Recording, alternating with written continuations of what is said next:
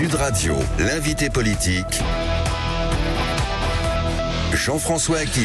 Et votre invité politique ce matin, Jean-François Achilly, c'est Benjamin Haddad, ministre délégué en charge de l'Europe. Bonjour à vous, Benjamin Haddad. Bonjour. Et soyez le bienvenu. Est-ce que ça n'est pas dur d'être macroniste ce matin quand on voit les victoires du Parti socialiste hier ? Ce qu'on a vu hier, au fond, si on reste dans les institutions de la Ve République, c'est un discours qui est fondateur, je crois, d'une autre façon de faire de la politique dans la situation dans laquelle nous sommes, c'est-à-dire une Assemblée nationale dans laquelle personne n'a de majorité absolue et qui est fragmentée, fracturée et au fond qui reflète aujourd'hui les divisions de la population française. On doit faire comme tous nos voisins européens, c'est-à-dire faire des compromis. S'entendre, s'écouter et faire des compromis politiques, je vais vous dire, c'est courageux.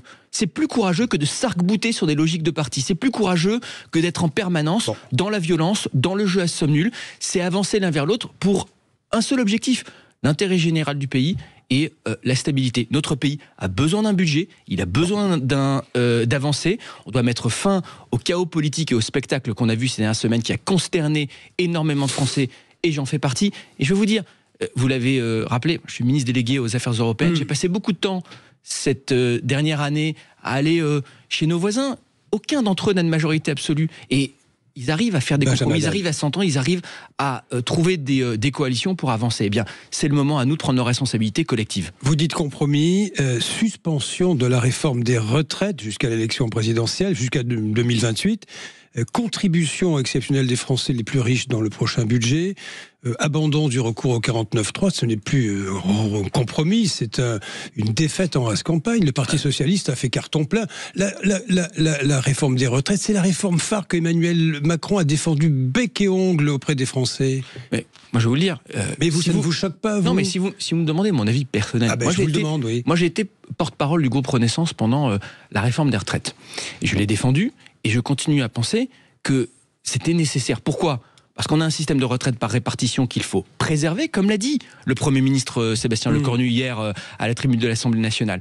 Et que face à une démographie changeante, une population vieillissante, on doit travailler plus longtemps parce qu'on a de moins en moins de gens qui cotisent pour les retraités. Le message qui est envoyé est inverse. Mais la réalité politique, c'est que cet avis est minoritaire aujourd'hui, aussi bien dans l'opinion publique que à l'Assemblée nationale, et c'est vrai que cette réforme avait laissé toujours une cicatrice dans une partie du pays, peut-être par la façon dont elle avait été adoptée par le 49.3, peut-être parce que nous n'avions pas su travailler avec les partenaires sociaux. Ce qu'a dit le Premier ministre, en écoutant, et notamment le Parti socialiste, la CFDT, et certains acteurs avec lesquels on veut pouvoir avancer et faire des compromis, c'est de dire, on va proposer à l'Assemblée nationale, qui en débattra et qui votera la suspension jusqu'à l'élection présidentielle, et puis nous allons après rassembler les partenaires sociaux pour pouvoir travailler à une autre réforme. Encore une fois, moi je vais vous dire, je sais d'où je viens, et je vous dis une fois de plus pourquoi j'avais soutenu, et pourquoi je pense que on doit travailler plus longtemps pour pouvoir financer d'ailleurs notre système de protection sociale et notre système de retraite. Mais une fois de plus, regardez ce qui se passe depuis quelques semaines. Le coût de l'instabilité pour le pays, le coût du chaos, il est supérieur au coût de la suspension qui coûte à peu près 3 milliards d'euros dans les 2 prochaines années. Oui, c'est ça. Et à l'inverse, si nous regardons ce qui s'est passé cette nuit, ça n'a pas encore été vraiment souligné, la France a perdu 7 points de base dans ses taux d'intérêt, c'est-à-dire que les marchés, c'est-à-dire que les créanciers considèrent que la stabilité qui a été apportée par le débat d'hier donne plus de visibilité pour l'économie française. C'est ça qui est absolument fondamental. Le coût aussi, Benjamin Haddad, de l'opération, c'est que les promesses politiques, les réformes qu'engagent les personnalités politiques ne tiennent plus. Les Français ne font plus croire plus jamais les politiques. Mais moi je crois au contraire que les Français attendent de nous qu'on soit capable de se mettre autour de la table et de trouver des compromis pour avancer. Mais on doit continuer à réformer. On doit continuer. Si aujourd'hui la France est en croissance économique, alors que beaucoup de nos voisins de premier plan sont en récession ou ont une croissance neutre, c'est parce que nous avons su réformer aussi notre pays ces dernières années. Si aujourd'hui, nous avons toujours, malgré une conjoncture économique globale qui est extrêmement difficile, on le sait, si on a toujours l'un des chômages les plus faibles depuis 40 ans, c'est parce que nous avons réformé notre pays. Nous pouvons continuer à le faire. Je suis convaincu que dans cette Assemblée nationale, dans cette configuration inédite pour notre vie politique. On peut trouver des majorités pour pouvoir continuer à réformer sur le travail, sur l'éducation, sur le régalien. Mais ça demande. Il y a la présidentielle qui arrive. Mais ça demande Jean-François Achilly. Il n'y aura pas de réforme. Mais ça demande Jean-François Achilly de travailler différemment, d'être un peu plus créatif et de faire confiance aux parlementaires. Benjamin Haddad, je vais vous dire là-dessus, vous avez raison sur ce principe. Il faut qu'il y ait des compromis, il faut que les gens se parlent. Mais vous ne réformerez rien. La présidentielle arrive, c'est un jeu d'écurie aujourd'hui politique. Le Parti Socialiste joue sa survie face à la France Insoumise. Laurent Wauquiez joue sa survie face à Bruno Retailleau. Chacun joue sa propre partition et vous êtes l'otage des jeux des partis. Nous sommes dans la 4e République, vous le savez. Mais sauf que tout ce que vous venez de citer, les Français, ça ne les intéresse pas. Oui, mais c'est de la politique politicienne de parti. Mais les bien Français sûr. n'attendent. Non, mais ceux qui. Attendez, laissez-moi répondre, parce que c'est important ce que vous avez dit. La vérité, c'est que ceux qui se prêteront à ce type de manœuvre et de jeu seront sanctionnés. Les Français, ils attendent qu'on se mette au travail. Et qu'on arrête précisément les jeux de posture, qu'on arrête les faux semblants, qu'on arrête de se taper dessus les uns sur les autres sur les plateaux télé. Vous avez vu, moi je suis en train de taper sur personne. Ce que je pense, c'est qu'on doit essayer de trouver des solutions concrètes. Mais bien sûr, parce qu'en réalité, je pense que ça n'intéresse plus personne. Attendez, vous voyez bien que tout le monde a zappé ce spectacle politique de ces dernières semaines. Il faut être lucide. Donc l'objectif maintenant fondamental, ça doit être de trouver des solutions et de le faire de façon différente. Et là, je trouve, je veux le dire parce que vous avez mentionné aussi le 49.3 comme étant une forme de défaite. Mais non, moi je trouve au contraire que c'est une avancée démocratique majeure. C'est un choix courageux du Premier ministre qui l'a dit hier, qui a fait un discours plus court que ses prédécesseurs sur les axes fondamentaux et qui a dit sur le reste, le gouvernement proposera, c'est aux parlementaires maintenant de prendre leurs responsabilités, d'amender, de faire la loi et de voter, et les débats iront jusqu'au bout. Et c'est d'ailleurs pour ça que ça n'a pas de sens de censurer a priori, si on peut laisser le débat aller jusqu'au bout, laissons le débat démarrer. Vous avez vu ce qu'a souligné Manuel Bompard, le coordinateur de la France Insoumise. Si d'aventure les débats n'arrivent pas à leur terme, ce sera par ordonnance sur le budget. Il y aura les ordonnances. Ça veut dire qu'en fait, on reviendra à la base. Il dit autre chose aussi, que ça se jouera finalement, pardon, c'est technique, mais à la commission mixte paritaire, c'est-à-dire députés et sénateurs, qui, ils sont 14, sont à majorité macroniste et de droite. Ça veut dire qu'en fait, vous aurez la main pour imposer votre budget. C'est ce que dit la France Insoumise. Alors, sur ces deux arguments, je vais vous répondre très simplement. Le premier, c'est tout de même extraordinaire. Mais le deuxième mais je vais répondre aux deux. Le premier, extraordinaire de voir des gens qui nous ont demandé d'arrêter d'utiliser le 49.3 pendant les années, alors que c'est un outil de la Constitution, qui aujourd'hui nous explique avec des relents un peu complotistes que finalement ça va être utilisé par ordonnance. Le Premier ministre l'a dit hier, il n'y a pas de sujet d'ordonnance. On dit, laissons le débat se faire. Sur le deuxième point, sur la commission mixte paritaire, je vous rappelle tout de même qu'après, l'Assemblée nationale et le Sénat doivent chacune s'exprimer sur le résultat de la commission mixte paritaire. Et si la commission mixte paritaire échoue, si le vote échoue, ça retourne à l'Assemblée nationale. Ça retourne à la case départ. Benjamin Haddad, question concrète. Vous êtes élu député du 16e arrondissement de Paris. Vous allez dire à vos électeurs, et ils sont nombreux dans l'arrondissement, il y aura une taxation sur les hauts revenus, on va taxer le capital une fois de plus, encore plus. Vous allez leur dire ça, qu'est-ce qu'ils vont vous répondre ? Déjà, le Premier ministre Sébastien Lecornu a été très clair hier, il n'y aura pas de taxation du patrimoine professionnel. Oui, mais il y aura une taxation sur les hauts revenus. Parce qu'on a vu, attendez, il n'y aura pas de taxe Zuckman. Il n'y aura pas de taxe Zuckman, et fort heureusement, parce qu'on a vu quand même ce débat ces dernières semaines. D'ailleurs, il y a une réponse très intéressante qui a été apportée par le nouveau prix Nobel d'économie Philippe Aguillon, qui est un spécialiste de l'innovation, qui nous explique justement qu'on a besoin pour générer de la croissance d'innovation. Donc on ne va pas aller entraver le travail de nos startups, de ceux qui précisément prennent des risques, qui créent en allant reprendre leur outil professionnel. Donc ça, c'est quand même fondamental. Sur le reste, moi, j'ai une philosophie politique qui est que quand on regarde aujourd'hui en France, quel est le problème ?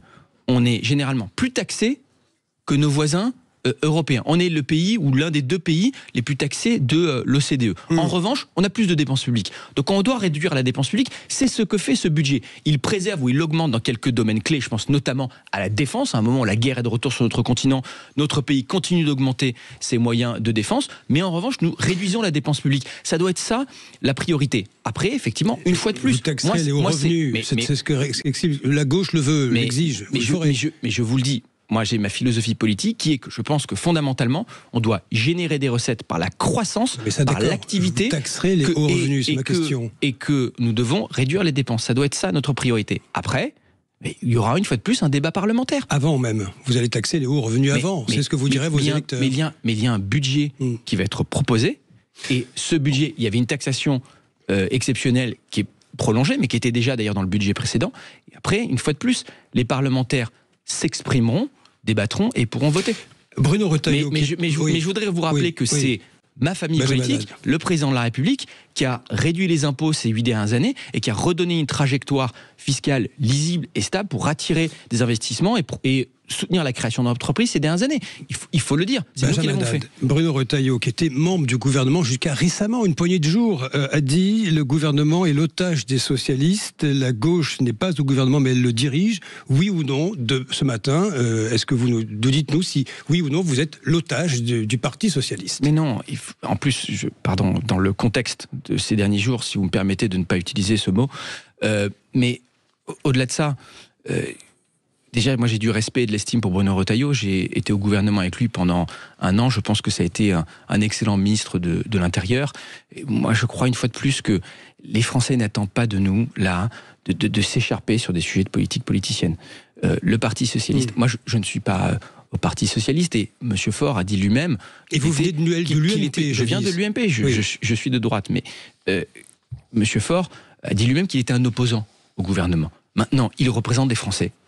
Il est à l'Assemblée nationale, une force politique de premier plan. Il est naturel que nous parlions en forces politiques qui veulent faire avancer le pays et qui veulent faire trouver des compromis. Et ça, c'est normal. Et c'est ce que les Français attendent, y compris, je pense, les Français qui ne sont pas des électeurs du Parti Socialiste ou qui ne sont pas nos électeurs, mais qui veulent juste, une fois de plus, qu'on arrête le bordel et qu'on soit capable de s'entendre et de travailler ensemble. Benjamin Haddad, vous avez entendu Sébastien... Et vous savez, excusez-moi, je voudrais rajouter, parce que je vous parlais des exemples européens tout à l'heure, mais regardez juste en Allemagne. Et ça marche pas toujours. Le gouvernement précédent en Allemagne est tombé parce qu'il y avait 3 partis dans la coalition, que c'était parfois trop complexe. Mais en Allemagne, vous avez Friedrich Merz, qui est un homme de droite, qui est un conservateur de la CDU, qui a la CSU, qui est encore plus à droite dans sa coalition, et qui est dans la coalition avec les sociodémocrates de gauche, des socialistes, et qui font avancer leur pays de cette façon. Je relance pas le débat, l'Allemagne qui va passer à 67 ans pour les retraites, mais on va pas relancer le débat, il n'y a plus le temps. Une question, Sébastien Lecornu, qui a recadré Mathilde Panot, la chef de file des LFI à l'Assemblée nationale, parce qu'il lui a dit non,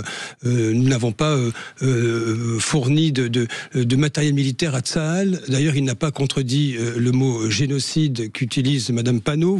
Le LFI a du mal à se réjouir de la libération des otages, Benjamin Haddad? Déjà, je trouve que le Premier ministre a été très clair et très ferme face à Mathilde Panot dans sa question qui mélangeait tout et qui accusait la France d'avoir participé aux opérations à Gaza, alors qu'au contraire, comme l'a dit le Premier ministre, la France ne livrait pas d'armes. Mais au-delà de ça, vous avez tout à fait raison sur votre question. On a eu un grand moment d'émotion cette semaine. Cette guerre qui s'achève, les otages qui ont vécu un calvaire, leurs familles qui ont vécu un calvaire, qui ont retrouvé leur famille, c'est un soulagement pour tout le monde, pour le peuple israélien, pour leurs familles, pour nous tous qui voulions les voir rentrer. Je rappelle quand même que le 7 octobre, la France a perdu 50 des siens. C'est le pire attentat terroriste aussi contre les Français depuis l'attentat de Nice. Et au fond, on a le sentiment que les seuls qui ne parviennent pas à se réjouir, les seuls qui ne soutenaient pas cet accord et cette libération des otages, c'est la France insoumise qui a instrumentalisé sans vergogne cette tragédie à des fins politiciennes. Et moi, je me réjouis, c'est un grand moment d'émotion et de joie pour moi cette semaine. J'espère que c'est l'espoir d'un avenir meilleur, de paix et de réconciliation pour toute la région, pour les Israéliens et les Palestiniens, et la fin aussi pour la France insoumise d'une tentative d'instrumentaliser pour diviser le pays et dresser les Français les uns contre les autres. On a besoin d'unité, d'apaisement sur ce sujet aussi, et non pas d'instrumentalisation politique. Et ultime question très courte, réponse très courte, il n'y a plus le temps. Donald Trump qui a, il faut le dire, humilier Emmanuel Macron à Sharm el-Sheikh. Mais attendez, il faut arrêter. Il y a une autoflagellation permanente sur ce sujet. C'est une question, c'est pas une flagellation. Mais si je le vois, parce que on sort des vidéos du contexte, alors que la vérité, c'est qu'il y a un échange plutôt amical entre les deux. On le connaît. Ils travaillent ensemble sur l'Ukraine, ils ont travaillé ensemble sur le Moyen-Orient. À un moment, la voix de la France porte Le président de la République travaille avec ses partenaires sur tous ces sujets. Moi, j'aimerais bien que, de temps en temps, vous savez, on peut avoir des divisions politiques en France, on pourrait être fier aussi de la voix qui est portée par la France sur la scène internationale, de la relation que nous avons avec nos partenaires et nos alliés, et ne pas toujours essayer d'aller chercher des prétextes pour aller s'autoflageller. C'est vraiment un mal français que je ne partage pas. Merci Benjamin Haddad. Merci Jean-François Aquili, Benjamin Haddad qui a dit bah oui, on est parmi les pays les plus taxés au monde. On va pas y renoncer. Dans le budget, il y a plus de 14 milliards d'euros d'impôts, effectivement, en plus. Ça a été confirmé en fait ce matin. C'est beaucoup d'augmentation et peu de baisse, parce qu'à un moment donné, il faut trouver de l'argent. On n'arrive pas à réduire nos dépenses. C'est ce que l'on va aborder avec Eric Revel et puis Elisabeth Lévy. Puis on va revenir sur cette suspension de la réforme des retraites. On avait dit qu'il fallait se battre, c'était impératif. Bah là, on la suspend évidemment pour sauver la peau du soldat, le cornu qui est à la tête, et puis essayer de gagner. J'aimerais bien vous entendre aussi au 0826 300 300. Est-ce que le Rassemblement national, la France insoumise, je crois qu'il y a aussi les écologistes et puis le Parti communiste qui ont déposé leur motion de censure, est-ce qu'ils ont raison de la maintenir? Pourquoi faire finalement? Nous en parlons 0826 300 300, vous avez la parole.